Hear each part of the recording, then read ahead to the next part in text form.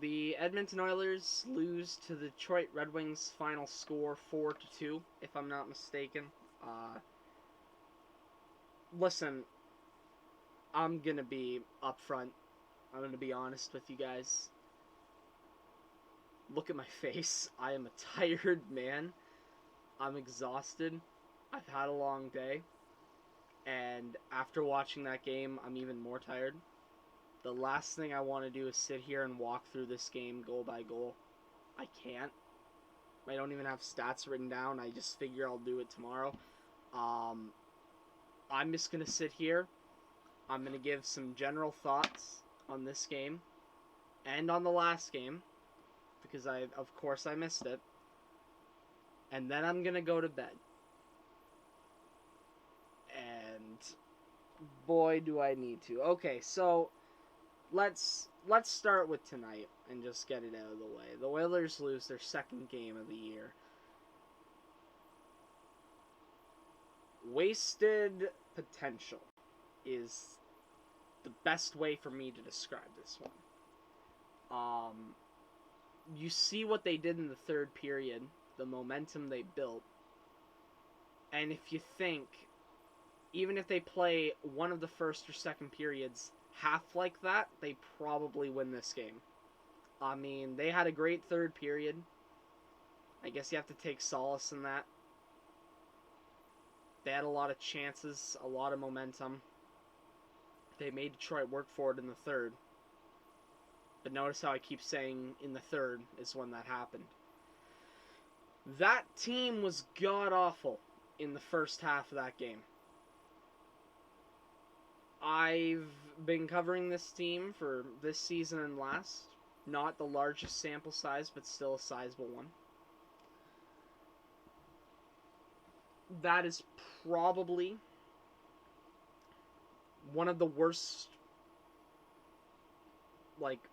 two periods I've seen since covering the team. I guess I covered them in the bubble as well, but I don't even think they were that bad. I can't even remember. They weren't good. They really were not that good. Stuart Skinner has improved a lot. It's unfortunate that the Oilers have this thing with Stuart Skinner, and they did it in the last game he played last year against Ottawa. They have this tendency to see this rookie goalie and kind of just let him get eaten up shot-wise. They don't really insulate him at all. It doesn't matter who it is. They just let the other team get all the shots on him. So I do feel bad for Stuart in that case, but compare his last outing to this one. I think the nerves for what he could or couldn't let in were a lot lower stakes. I think that he let in a lot. It was a lot more comfortable having him in the net than last year. He played pretty well. That being said, the playing the puck off the board to Larkin, which now is the game-winning goal, that's not one you want to include in your highlight tape. But man, if that team shows up in the second period for the whole thing, if that team doesn't get 4 shots in the first 15 minutes of that second period, who knows what happens.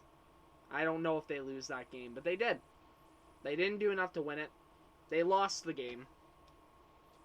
I'm bitter about it. Honestly, I'm not even more bitter about the game. I'm more bitter about the fact that I ended up having to watch this thing, all 60 minutes of this thing, just to be disappointed, while I missed what has been called probably the best game for the past few years.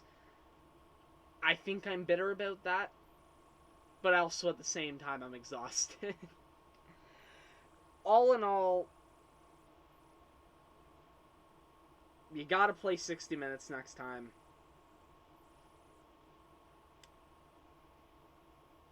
Stuart Skinner's gonna be good. Give him the time. That was a great performance. I don't care what... I know everyone's going to talk about the big error, but other than that, he had a good night. I think we give the 21-year-old a break and let him develop. And the team showed signs in the third they could do it, but it was too little too late.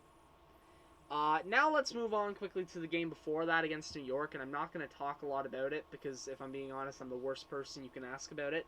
I missed the game. I was spending time with family, and between that and the fact the game was regionally restricted, I just couldn't bother. Of course, I missed a comeback after being down 4-1, then going down 5-4 for Connor McDavid to score 1-on-4 and Leon Draisaitl to get the overtime winner. Like, I would have had a heart attack. I think the one good thing is that I didn't die, because I probably would have died because of a heart attack if I'd watched the game, but, like, man, I wanted to watch that game. And of course it was the one I missed. Like, could we swap these two? Could I miss this dumpster fire against Detroit and watch that game? Yeah. What can you say? Even though they fell behind, it's a gutsy win. And Connor McDavid proves once again why he's the best player in the world. And what else? What else do you need to say here? Listen, I know that this isn't traditional, and I know that people might be a little bit let down by what I have to say. But that's all I got for you. That really is. Like, I am so tired. Podcast tomorrow. Thursday night and Friday night, back to back.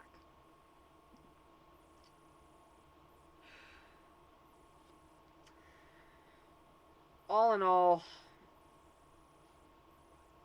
I know people might want to get angry, but I'm not really going to get angry. I'm just going to... This is one where you forget about it. You forget about it. They're 10-2. Nope, they're 9-2. I forgot. They've only played 11 games. They're 9-2. I can't sit here and complain. They play Boston on Thursday. I'm excited to watch that game just because I think that that's going to be the real first big challenge for them this year. And I'm interested to see how they can adapt to that challenge. Do they crumble under it or do they end up playing well? We're going to have to see.